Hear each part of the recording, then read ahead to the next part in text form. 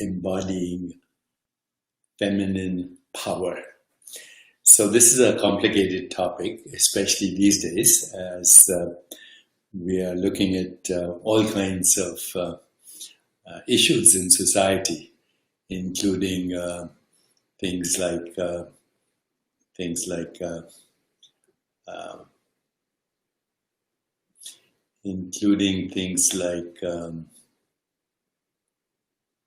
Demetrius says, loud and crystal clear. Thank you. So these days, there's a lot of issues in society about sexism, racial discrimination, sexual discrimination, gender identity, on and on. And so there's a lot of confusion right now about what is feminine power, what are archetypes, what are aspects, symbolic representations of what wisdom traditions have called the divine feminine. Now, I'm aware that in our modern society, things change depending on the culture and the worldview, and some aspects, some descriptions that we used in the past may not be relevant now or may be politically incorrect.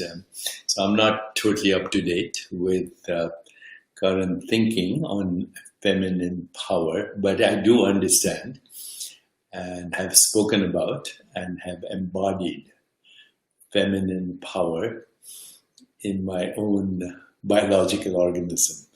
And so I can talk about it with a reasonable degree of authority. And so if you like that idea, and I hope you do, let me know, and I can continue this topic on what is feminine power. Okay, so Lisa says yes, feminine power. Okay, so in the great wisdom traditions of the world, particularly in these, but also in Greek mythology, there are two aspects with which consciousness expresses itself. One is the masculine, which symbolizes things like conquest, even predation, initiative, physical strength, physical power, muscle power. And this kind of masculine understanding of the energies that embody in our biology these qualities of consciousness: power, physical power, strength, initiative, conquest. These go back to the hunter-gatherer age and were responsible for all patriarchal cultures for biological reasons. But we are in a different time right now where the predatory, masculine, physical,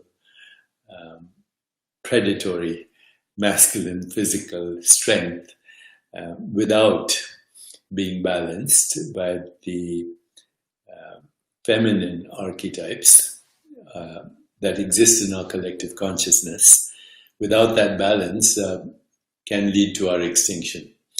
So we need right now to embody what is called feminine power. So in great spiritual traditions, and I'm not talking right now about strident feminine activism. There are a lot of people doing that, and it's important to bring about the shift, just like Black Lives Matter is important to bring about a shift, just like extreme nationalism is right now at risk.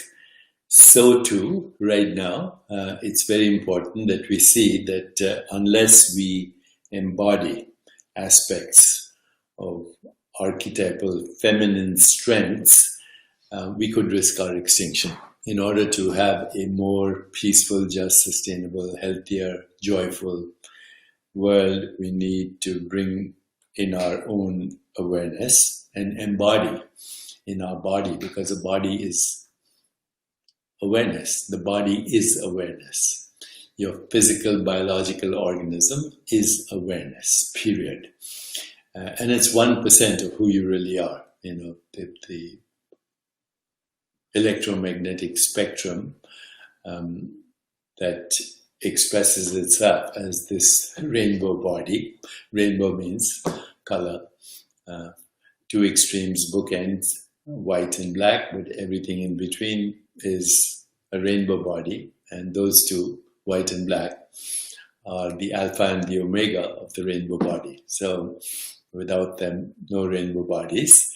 And so when we meditate on an archetypal energy, an archetypal awareness, and we understand that our body is also modified awareness, then we can embody what we are invoking or embodying. And there are tantric rituals to do that, but there have been rituals in every tradition of the world to invoke and embody feminine power. So in Greek mythology, these are usually represented as these 7 feminine archetypes. Okay, let me share with you what they are. So Demeter is the divine mother, embodies anything connected to nurturing and motherhood. Okay. Athena is the archetypal embodiment of wisdom, knowledge, art, culture, music, science. Athena. Aphrodite represents sexuality and sensuality and all forms of pleasure. Artemis, also frequently called Diana, represents our connection to nature and the elements and forces of nature. What's left? Persephone embodies the cosmic alchemist, healer, and someone who navigates the unconscious realms of existence, understands healing, and shifts in consciousness. So Persephone is actually the cosmic alchemist. And then there's Hestia, the homemaker. Okay. And then there's Hera, represents feminine power without being predatory, but still a different kind of strength, a archetypal strength, a spiritual strength. Look at those 7 archetypes and you see that if we embody them, that would change not only you and me, it would change the world. So once again, Demeter, mother energy, Athena, wisdom, culture, art, knowledge, science, Aphrodite, sexuality, sensuality, pleasure, Artemis, nature, Diana, Persephone, alchemist, Hestia, homemaker, and Hera, feminine power of a totally different kind, archetypal, going beyond physical, entering the realm of intuition, deep understanding, unfettered imagination, curiosity, wonder, and also ultimately innocence. Innocence is the embodiment of an archetype that we call the Virgin Mary, giving birth to the innocent child, which is the divine child, innocence, wonder, curiosity, unfettered imagination, higher calling, on and on. So in every tradition, look at all the biblical figures and you'll find feminine power, and of course masculine power also. So look at the Bible and you'll find Sarah, Hagar, many, many others, Rebecca. They're all embodiments of feminine power. But then when we go to Eastern wisdom traditions, in the Buddhist traditions, you have the Dakinis, the beings of light, the feminine beings of light, also called sky-clad divine light beings that are feminine power. And of course, you're familiar, I'm sure, with white Tara and green Tara and all the different Taras that represent the rainbow body, which all embody powers like love, compassion, health, joy, healing, on and on. So we find that in the Tibetan mystical traditions as well. In the Christian traditions, of course, we have the angels, all kinds of angels, and some of them represent masculine energies, some of them represent feminine energies. But now I want to come to my tradition, which is Tantra and Kashmir Shaivism, and Buddhist techniques that actually give us techniques to embody feminine power. Okay? Actually give us techniques for embodying feminine power.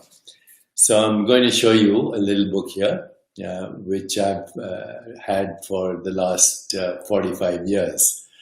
And you can see that it has the colors directly and indirectly of the 7 colors of the rainbow, all the rainbow bodies and all the rainbow energies as well that embody the lightness of being. So now let me share with you some divine feminine energies or strengths or powers which are very specifically articulated in the Vedic tradition of yoga and kriya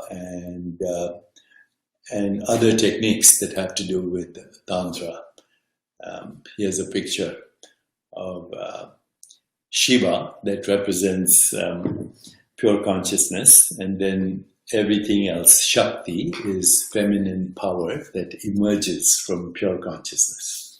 Okay, now I'm going to show you a few of these beautiful divine feminine, powerful archetypes. Archetypes are states of energy, states of awareness, states and concentrations of symbolic representation of expanded higher consciousness with particular themes and motifs. And if we embody them, then our body represents those. You know, in every tradition, in the Christian tradition, for example, when Catholic nuns meditate on Jesus on the cross and bring Jesus into their heart, they can get stigmata in their heart that represent that energy. Okay, and in fact, stigmata are very well known. In India, people sometimes, monks of the Shaivite tradition, meditate on the symbol Om, here, and frequently they'll get a mark, a physical mark that is the symbol Om, or over here in one of the chakras or the crown chakra. So we know that if you imagine or focus or concentrate or do dharana or dhyan and then go into samadhi, you can actually download a symbolic representation of a story and embody it, incarnate it in your body. Incarnate it in your body. So your body actually carries the energy of that archetype, of that state of energy, of that state of awareness, and then you become capable of doing extraordinary things that you wouldn't be able to do as a human, but you now are able to do as a meta-human. Carly says Alpha and Omega, beautiful. Yes, Alpha and Omega, black and white and everything else is the rainbow body. Without these two, it would not happen. And we are light beings, we are rainbow bodies entangled. And the Tibetans would say these are the Devas and the Dakinis that are light beings that are actually in the archetypal collective domain. Not the Nirmana Kaya, which is the physical world, but the Sambhoga Kaya, and ultimately the Dharma Kaya. Okay, so let me go into some beautiful archetypes from Shaivism. So in Shaivism, Shiva is the Purusha, pure consciousness. Shakti is feminine power. Shakti is the movement of pure consciousness into manifestation. By embodying feminine power, we become capable of manifesting the themes that are represented in that feminine archetype. So here I show you the first feminine archetype here, Bhairavi, okay? Also called Bak Devi. Bak Devi, the goddess of speech, represents the universal form which brings named world into existence. She personifies time eternal, cosmic time, incorporating all gods and goddesses. She is also known as Sweta Kali because she received all tantric scriptures from Shiva, the source of Tantra. She is praised as the greatest of all deities of the highest reality. So there are techniques now, tantric techniques that involve color, mantra, yantra, to invoke this feminine power that we call Bhairavi. Bhairavi. Bhairavi also means the one that you should be scared of because she's fierce. She cannot tolerate ignorance. Okay, the second one here. Look at this beautiful one, second one. Devi Bhuvaneshwari. Devi Bhuvaneshwari is said to nourish the three worlds. She nourishes with feminine power. She is bright and radiant and holds a lotus bow, a gourd and a noose. Each of these represent a certain type of strength. Okay, and then we have Devi Chinnamasta. Okay, here Chinnamasta, accompanied by two yoginis, Dakini and Varnini, stands over Kama. Kama means pleasure, and Rati, the male and female principles who personify the experience of duality. The severed head in her hand is an indication to the sadhaka to shed his ego in one stroke. See? I don't know if you can see it, but that's what it is. Then there's Tara here. Tara, goddess of compassion, right here, Tara. Tara with gold halo is dark, drapes herself with a tiger skin, wears a garland of severed heads. She is pregnant and rests on the body of Lord Shiva. Again, Shiva is pure consciousness, Shakti is the manifestation, the power that allows the manifestation. Then Tripura Sundari, Tripura means three-pronged, Sundari, beautiful. Here she is, okay, yeah. The goddess of universe, the most beautiful mother deity, Tripura Sundari, is worshipped in 64 forms. Worship is not really the right word. Invoked would be incarnate, embody. She's seated on a golden throne which has Brahma, Vishnu, Rudra and Indra as support. So all the masculine energies are by her side. Now here's something that my mother introduced me to, Mahalakshmi. She is the goddess of wealth and abundance. And then right next to her, right here, is Mahasaraswati, the goddess of wisdom and knowledge. And this is the yantra that goes along. Okay, so I have to share with you a very interesting story. So when I was a little baby, or not baby, toddler, My mother used to tell me about these two, the goddess of abundance and the goddess of wisdom. Okay, so this is the goddess of abundance and this is the goddess of wisdom. And she would tell me that these are symbolic energies of feminine power. And she said they are the two most important.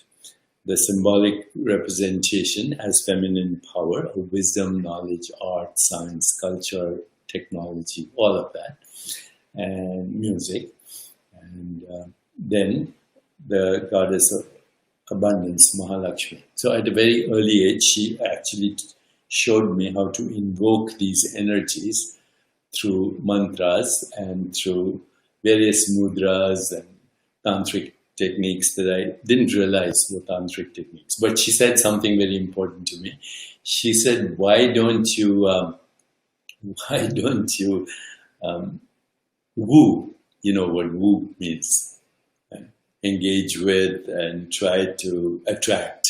Why don't you go after the goddess of wisdom and ignore the goddess of abundance and wealth and money? And what will happen is that the goddess of wealth, money, and abundance will get jealous because you're ignoring her and you're only invoking and bringing the wisdom and embodying it. And then, the other one, the one that represents abundance and wealth, she'll get jealous and she'll chase you. You don't have to chase her. You just chase the one that embodies wisdom, knowledge, art, culture, mystery, story, and the rest will come. My guru said that once too. He asked me, Maharishi Maheshwar, he asked me to leave my regular practice and start talking about consciousness. And I asked him, where's the money going to come from? And he thought for a bit and he said, the money will come from wherever it is at the moment. And it did. So invoking, embodying, incarnating feminine power is a very practical thing.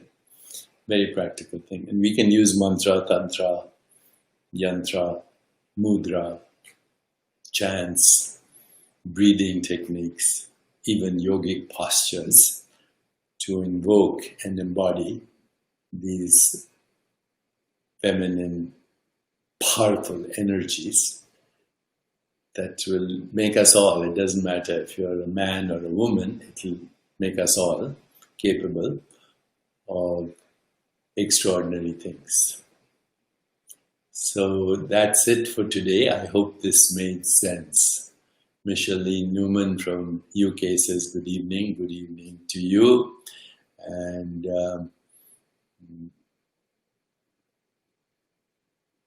I'm watching your feedback. What book is that? I am a sculptor and would like to use this info. This is a very old book. I don't even know if it's available. It's called Tantra. And I've had it for 40 years, so I don't know. But I hope what I explained was clear and practical. Embody feminine power. You'll move in the direction of enlightenment. And you will become capable of extraordinary things. You'll become meta-human. Take care, my friends. I'll see you tomorrow.